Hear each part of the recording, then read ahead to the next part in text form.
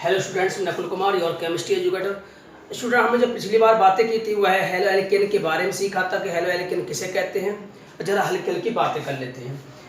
Student, halo alkane जो है आपने सीखा था कि एल्केन में अगर हेलोजन परमाणु का योग हो जाता है, यानी एल्केन में अगर हेलोजन आ जाता है तो उसे कहते हैं हेलो एल्केन। मतलब ये हुआ कि हेलो एल्केन दो शब्द से मिलकर बना होता है, हेलो और एल्केन। किससे मिलकर बना होता है? हेलो और एल्केन। तो स्टूडेंट, जिसमें हेलोजन आप जानते हो कि fluorine, chlorine, bromine, iodine group 17 element होते हैं, और एल्केन से मतलब होता है जिसमें कार्बन कार्बन के बीच में सिंगल बॉन्ड होता है। जरा समझे, मान ली मैंने एल्केन कोई एल्केन का सदस्य ले लिया, मान ली C2H6 ले लिया, दूसरा सदस्य, और हेलोजन का कोई भी परमाणु ले लिया, फ्लोरीन ले लिया या क्लोरीन ले लिया या ब्रोमीन ले लिया, आयोडीन ले लिया। तो आपने सीखा था कि एक H हटा के कौन जुड़ जाए? फ्लोरीन जुड़ जाए, क्लोरीन जुड़ जाए, ब्रोमीन जुड़ जाए, आयोडीन जुड़ जाए, जो चीज प्राप्त होती है वो हमें क्या प्राप्त होती है? Halo alkane. क्लियर? तो आज हम बातें करते हैं स्टूडेंट्स, किसके बारे में बातें करेंगे? हेलो एल्केन के निर्माण के बारे में। कल जो बातें करेंगे भौतिक गुण और रासायनिक गुण के बारे में बातें करेंगे, उससे आगे हेलो एल्केन के बारे में बातें करते हैं। जरा समझे स्टूडेंट कि हेलो एल्केन हम किस प्रकार प्राप्त कर सकते हैं। तो सबसे पहली विधि है इसकी हेलोजनीकरण द्वारा। किसके द्वारा? हेलोजनीकरण द्वारा। जरा समझे कि हेलोजनीकरण क्या होता है। हेलोजनीकरण का मतलब होता है हेलोजन के साथ क्रिया कराना, ऑक्सीकरण मतलब ऑक्सीजन के साथ क्रिया कराना, नाइट्रीकरण का मतलब नाइट्रिक अम्ल के साथ क्रिया कराना, सल्फ्यूरिकरण का मतलब सल्फ्यूरिक अम्ल के साथ क्रिया कराना। आप ये जानते हो, 11वीं क्लास में आपने सीखा है। तो स्टूडेंट, आज बातें करें हेलोजन द्वारा किससे प्राप्त करते हैं? एल्केनों से। सबसे पहले जो विधि है इसमें हेलो एल्केन प्राप्त करने की, वह है एल्केनों के हेलोजनीकरण द्वारा। हेलोजनीकरण में कौन आता है? फ्लोरीन आता है, क्लोरीन आता है, ब्रोमीन आता है, आयोडीन आता है। क्लियर? तो आप जानते हो इनकी क्रियाशीलता फ्लोरीन की ज्यादा होती है, क्लोरीन की कम होती है, उससे कम ये होती है। सबसे ज्यादा किसकी होती है? फ्लोरीन। तो सबसे कम किसकी होती है? आयोडीन की। क्लियर? तो आज बातें करें, सबसे पहले सीखे स्टूडेंट होता क्या है कि जो एल्केन परिवार सदस्य, मान लिया एल्केन परिवार का सदस्य कौन ले लिया? मेथेन ले लिया, जो कि एल्केन परिवार का सदस्य है। प्रकाश की उपस्थिति में जो एल्केन का हेलोजनीकरण कराने पर हमें हेलो एल्केन प्राप्त होता है। मैंने क्या कहा कि अगर इसका हेलोजनीकरण कराते हैं, किसकी उपस्थिति में क्रिया कराते हैं? प्रकाश की उपस्थिति में क्रिया कराते हैं। जरा समझें, यदि प्रकाश की उपस्थिति में, प्रकाश मतलब फोटॉन्स, फोटॉन के लिए हम क्या लिखते हैं? H म्यू लिखते हैं। क्या लिखते हैं? H म्यू लिखते हैं। क्लियर? तो इसका संकेत मतलब ये प्रकाश के लिए संकेत है कि प्रकाश हम H म्यू से लिखेंगे, जो प्रकाश फोटॉन के रूप में चलता है। आप फेस में सीखोगे। तो प्रकाश की उपस्थिति में यदि मैं क्लोरीन के संग क्रिया कराऊं, किसके संग क्रिया कराऊं? क्लोरीन के संग, तो होता क्या स्टूडेंट? इसमें से एक H निकल जाएगा, एक Cl, तो इसमें माइनस कौन हो जाएगा? HCl। क्लियर? अगर मैं क्लोरीन के संग क्रिया कराऊं तो माइनस हो जाता है HCl, मतलब एक H निकल के क्या हो जाता है? Cl हो जाता है। क्लियर? मास H निकल के क्या हो जाता है? HCl बच जाता है। और फिर उसकी जगह कौन जुड़ जाता है? इसकी जो वैकेंसी बची, इसकी एक वैकेंसी को पूरी कौन करेगा? Cl करेगा। तो इससे क्या प्राप्त हो गया? क्लोरोमेथिल प्राप्त हो गया। क्लियर? अब स्टूडेंट, यदि फिर द्वारा इसका क्या कराएं? हम हेलोजनीकरण कराएं, प्रकाश की उपस्थिति में यदि फिर द्वारा क्लोरीन की संक्रिया कराएं, ऐसे भी लिख दो, बड़ी तुम्हारी है। तो स्टूडेंट होता क्या है कि इसमें से H फिर द्वारा इस क्लोरीन के संग एक H निकल जाएगी, तो ये माइनस हो जाएगा HCl। तो इसमें H दो बचेंगे, और दो वैकेंसी किससे हो जाएंगी? पूरी Cl2 से। क्लियर? बात समझ में आ रही है? हुआ क्या कि इसमें एक Cl निकल के इसके साथ H निकल के HCl हो गया, और यहाँ पर एक Cl इसके साथ कंबाइन होगा, इसकी वैकेंसी को पूरी कर देगा, इसकी संयोजकता को बैलेंस करेगा। क्लियर? ये प्रक्रिया बार बार चलती जाती है। ये जब जाते सारे के सारे H जो हैं वो विस्थापित ना हो जाए, प्रतिस्थापित ना हो जाए, तो यहाँ से फिर दोबारा भी HCl माइनस करेगा, क्या बनाएगा? CHCl3। यहाँ डाइक्लोरोमेथिल बना रहा था, यहाँ ट्राइक्लोरोमेथिल बना। ये फिर दोबारा H प्रकाश की उपस्थिति में क्लोरीन से क्रिया करके HCl बनाएगा, और सब में कौन हो जाएगा? टेट्राक्लोराइड। क्लियर? तो सिंपल सी बात है, टेट्राक्लोराइड मेथिल प्राप्त होता है यदि हम क्या करते हैं? हेलोजनीकरण कराते हैं। किसका? एल्केन का हेलोजनीकरण कराते हैं। तो हमें कौन प्राप्त होता है? हर बार हेलो एल्केन प्राप्त होता है। ये कौन है? हेलो एल्केन, जो इसमें हेलोजन के कौन संग है? एल्केन है। इसमें कौन है? ये हेलोजन है, ये हेलो एल्केन है, ये भी कौन है? हेलो एल्केन है। क्लियर? स्टूडेंट, इसमें होता क्या है कि सबसे कम क्रियाशील कौन है? आयोडीन है। सबसे क्रियाशील कौन है? सबसे कम आयोडीन है। लेकिन आयोडीन की जो क्रिया कराते हैं तो हमें कौन चाहिए? उत्प्रेरक चाहिए।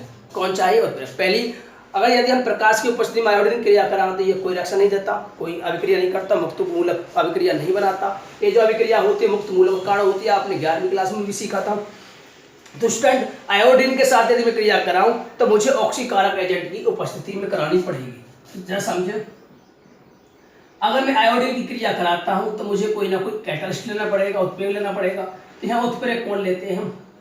ऑक्सीकारक एजेंट लेते हैं, जो जिसकी उपस्थिति में ये क्रिया करता है, और एक H इसके संग माइनस हो जाएगा, HI बनाएगा, और संग में कौन हो जाएगा? CH3I, methyl iodide. क्लियर? ये किसकी उपस्थिति में क्रिया करेगा? ऑक्सीकारक एजेंट। क्यों? क्योंकि ये कम क्रियाशील है, फ्लोरीन क्लोरीन ब्रोमीन अधिक क्रियाशील है अपेक्षाकृत इसके। तो बात आगे करते हैं सल्फ्यूरिल क्लोराइड द्वारा। किसके द्वारा? सल्फ्यूरिल क्लोराइड द्वारा। क्लियर? तो स्टूडेंट्स में होता क्या है, सल्फ्यूरिल क्लोराइड में जो ये क्रिया सल्फ्यूरिल क्लोराइड क्या होगा, जो इसके साथ क्रिया करेगा तो HCl एक HCl के संग जुड़ जाएगा तो HCl बना लेगा। इसकी जो वैकेंसी, इस एल्केन की जो R का मतलब कार्बन चेन से है, जो इसकी जो वैकेंसी को कौन पूरा करेगा? Cl पूरा करेगा। क्लियर?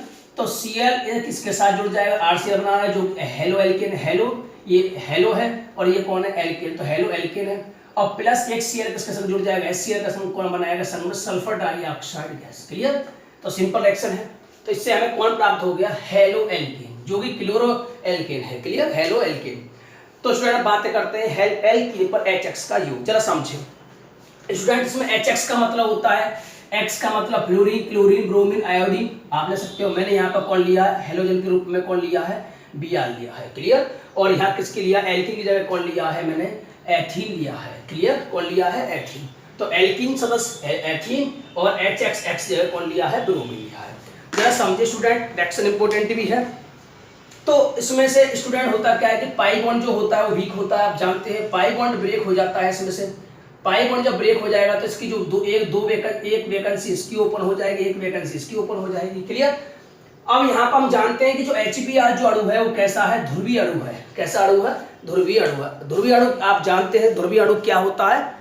जिसका एक भाग आंशिक रूप से धनात्मक, इसका एक भाग आंशिक रूप से ऋणात्मक हो जाता है। क्लियर? आपने सीखे 11वीं क्लास में। इसमें नेगेटिव भाग कौन है? ये स्टूडेंट। इसमें धनात्मक भाग कौन है? ये आप जानते हो, आपने मार्कोनिकॉफ का नियम पढ़ा होगा, एंटी मार्कोनिकॉफ का नियम पढ़ा होगा। तो स्टूडेंट एंटी मार्कोनिकॉफ और मार्कोनिकॉफ का नियम पढ़ा होगा। मार्कोनिकॉफ का नियम क्या कहते हैं कि किसी असममित कार्बन परमाणु से किसी असममित कार्बन परमाणु पर HX का योग कराते हैं। तो मार्कोनिकॉफ का जो नियम कहते हैं वो इस प्रकार होगा कि यदि किसी असममित कार्बन पर एल्कीन का जो योग होगा, वह उसका किसी ध्रुवीय अणु का जो योग होता है उसमें जो नेगेटिव भाग होता है उस द्विबंधित कार्बन से जुड़ता है, उस द्विबंधित कार्बन जुड़ता है जिसमें H परमाणु क्या होती है? कम। लेकिन यहाँ पर जो नेगेटिव भाग है उस कार्बन परमाणु से जुड़ता है, उस द्विबंधित कार्बन परमाणु से जुड़ता है जिसमें H परमाणु क्या होती है? कमी होती है। क्लियर? तो H परमाणु यहाँ पर नेगेटिव भाग ये है, यहाँ पर कहाँ जुड़ेगा? ये डबल बॉन्ड जहाँ ब्रेक हुआ। तो स्टूडेंट इसमें नेगेटिव भाग देखो, ये दोनों तरफ क्या हो, यहाँ पर दोनों तरफ जो है H की संख्या कैसी है? समान है। तो मार्कोनिकॉफ के अनुसार आप H की जो संख्या कैसी है? समान है। तो आप Br और H को कहीं भी जोड़ सकते हैं। क्लियर? तो आप H को यहाँ जोड़ सकते हो, Br को यहाँ, तो क्या बन जाएगा? CH3CH2Br एथिल ब्रोमाइड, जो कि अपने आप में क्या है? हेलो एल्केन है। लेकिन स्टूडेंट जब हम बातें करें इसकी, इसमें होता क्या है कि पाई बॉन्ड यहाँ से ब्रेक होगा। पाई बॉन्ड जो ब्रेक होगा तो आप जानते हो कि नेगेटिव भाग जो है उस कार्बन परमाणु जुड़ता है जिसमें H परमाणु क्या होती है? कमी। ऐसा मार्कोनिकॉफ के नियम में पढ़ा होगा। मैंने क्या कहा कि किसी ध्रुवीय अणु का उस एल्कीन पर उस जगह योग होगा, उस द्विबंधित कार्बन परमाणु से योग होता है, इसके नेगेटिव भाग का आबंधित कार्बन परमाणु से योग होता है जिसमें क्या होता है? H परमाणु की संख्या H की क्या होती है? कमी होती है। H परमाणु कमी होगी, वहां नेगेटिव भाग जुड़ेगा। मार्कोनिकॉफ का नियम आपने सीखा है। तो H परमाणु इसकी जब बॉन्ड ब्रेक हो गया तो CH3CH एक वैकेंसी यहाँ ओपन हो गई, एक वैकेंसी इसकी भी ओपन हो गई। क्लियर? तो उसमें नेगेटिव भाग कहाँ जुड़ता है? एक तो यहाँ जुड़ जाएगा और यहाँ बचाएगा H। क्लियर? तो स्टूडेंट यहाँ पर दो चीज बन सकती हैं, आपने ये सीखा है। यदि आप मार्कोनिकॉफ के अनुसार नहीं चलते तो सबसे पहले आप क्या करोगे? आप H यहाँ भी जोड़ सकते हो और यहाँ भी H जोड़ सकते हो। तो ये भी बन सकता है, H आप यहाँ जोड़ते हो और Br यहाँ जोड़ते हो। क्लियर? स्टूडेंट ये उत्पाद कम स्थायी होता है और ये उत्पाद क्या होता है? अधिक स्थायी होता है, क्योंकि मार्कोनिकॉफ के अनुसार आप जानते हो किसी ध्रुवीय अणु का नेगेटिव भाग उस कार्बन परमाणु से जुड़ता है, उस द्विबंधित कार्बन परमाणु से जुड़ता है जहां पर H परमाणु क्या होती है, कमी। तो अधिक मात्रा में कौन बनता है, ये बनता है, क्योंकि नेगेटिव भाग उस कार्बन परमाणु जुड़ता है जहां पर H परमाणु की कमी होती है। क्लियर।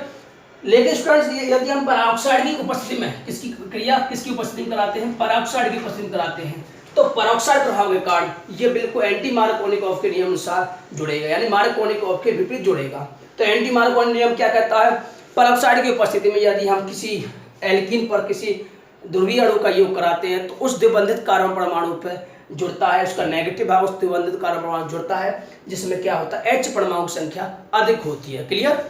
अगर मैं पेरोक्साइड की उपस्थिति में कराता हूं तो यह उत्पाद मेन उत्पाद कहलाएगा, यह उत्पाद सेहत उत्पाद कहलाएगा, ये कम स्थायी होगा, ये अधिक स्थायी होगा। कब, जब पेरोक्साइड की उपस्थिति में कराते हैं। ये एंटी मार्कोनिकॉफ के अनुसार जुड़ता है, और यहाँ पर यदि पेरोक्साइड हटा दो तो ये उत्पाद बनता है, यहाँ पर नेगेटिव भाग उस H परमाणु से जुड़ता है, उस कार्बन परमाणु से जुड़ता है जिसमें H परमाणु की संख्या में क्या होती है, कमी होती है। क्लियर। अब स्टूडेंट बात करें अब एल्कोहलों के निर्जलीकरण द्वारा, एल्कोहलों के HCl के द्वारा क्रियाक्रम में तो क्या बनता है, जरा समझो स्टूडेंट। यहाँ पर जो होता है इतना आप जानते हो, ये क्या होता है, लुकास अभिकर्मक होता है, जिसका उपयोग आप प्राथमिक द्वितीयक तृतीयक एल्कोहल की पहचान कराने में करते हैं। लुकास अभिकर्मक आप जानते हो, जिंक क्लोराइड और HCl का अनुपात जो होता है 1:1 में, यदि मिश्रण जो होता है वो लुकास अभिकर्मक होता है, जिसका उपयोग हम जो करते हैं प्राथमिक द्वितीयक तृतीयक एल्कोहलों को पहचानने में करते हैं। क्लियर। तो यहाँ देखो उनकी इसमें जो निर्जल जिंक क्लोराइड का मतलब होता है कि यहाँ पर जो जल बनेगा उसे क्या करेगा, जिंक क्लोराइड सोखेगा। क्लियर। तो स्टूडेंट यहाँ पर कैसे रिएक्शन होती है कि HOH के संग जुड़ जाएगा, H2O माइनस हो जाएगा, इसकी एक वैकेंसी ओपन हो गई, कौन जुड़ जाए इससे, हेलोजन जुड़ गया, कौन जुड़ गया इससे, हेलोजन। तो यहाँ पर जो जल बनेगा उसे क्या करेगा, ये सोख लेगा, जिंक क्लोराइड उसे क्या कर लेगा, सोख लेगा। क्लियर।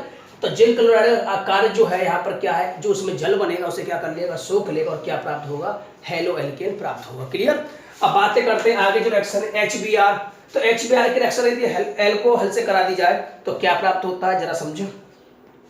एल्कोहल की यदि HBr से क्रिया करा दे, ये भी क्या करेगा, HOH के संग जुड़ के क्या बनेगा, H2O माइनस हो जाएगा, और संग कौन जुड़ बचेगा, RBr, जो कि हेलो एल्केन है। क्लियर। ब्रोमीन जुड़ रहा है हेलो का परमाणु, और ये एल्केन कार्बन चैन है। लेकिन HI की जो क्रिया कराते हैं, मैंने क्या कहा, HI की जब OH के संग क्रिया कराते हैं, HI की जब OH के साथ क्रिया कराते हैं, वो भी क्या करेगा, H2O माइनस करेगा। आप ऐसे लिख लो चाहे ऐसे लिख दो, इसका भी मतलब यही है कि उत्पाद के रूप में बना है।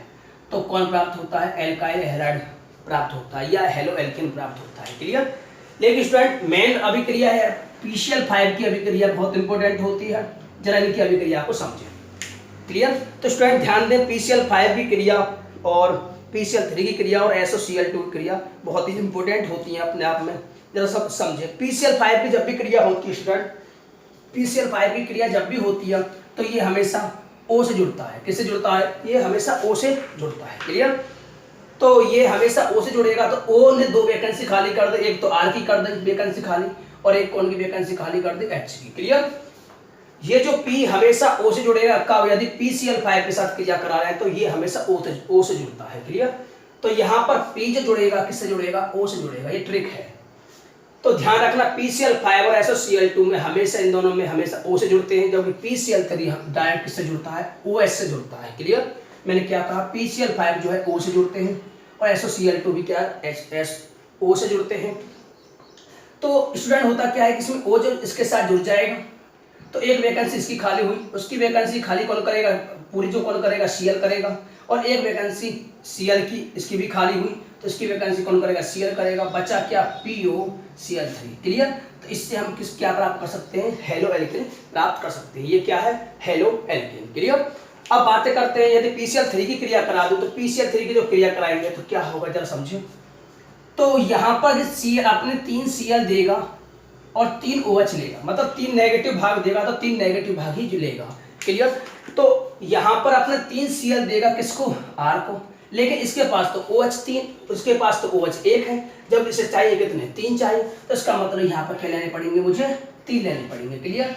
तो 3 बार क्या प्राप्त होगा, RCl प्राप्त होगा, प्लस H3PO, O भी कितने हो गए, 3, H भी 3 है यहाँ पर, और O भी कितने हैं, 3। क्लियर। तो स्टूडेंट इस प्रकार हम क्या प्राप्त कर सकते हैं, हैलो एल्केन प्राप्त कर सकते हैं। क्लियर। ये जो अभिक्रिया होती है, ये जो अभिक्रिया होती है डार्जन अभिक्रिया कहलाती है। ये जो अभिक्रिया होगी ये क्या कहलाएगी, डार्जन अभिक्रिया कहलाती है। क्लियर। जरा समझो स्टूडेंट, इसमें होता क्या है कि आर किसके संग जुड़ती, इसमें एसओ किसके संग जुड़ेगा, ओ का मैं बताया था कि एसओ और SOCl2 और PCl5 जब भी क्रिया करते हो ओ के संग क्रिया करते हैं तो क्या बनाता है आर, ये एसओ के संग जुड़ जाएगा ओ के संग तो क्या बनाएगा SO2 sulphur dioxide gas, plus इसकी इसकी एक वैकेंसी खाली होगी तो RCl, और एक वैकेंसी H की खाली होगी तो इसकी वैकेंसी जो खाली होगी तो क्या बनाएगा HCl। ये क्या है, हैलो एल्केन। ये भी क्या है, हैलो एल्केन। इस प्रकार हम हैलो एल्केन का निर्माण कर सकते हैं। क्लियर। तो और भी रिएक्शन है, इंपोर्टेंट रिएक्शन और भी है, जरा उन्हें भी समझें। हुंच-डीकर अभिक्रिया है, जरा समझें।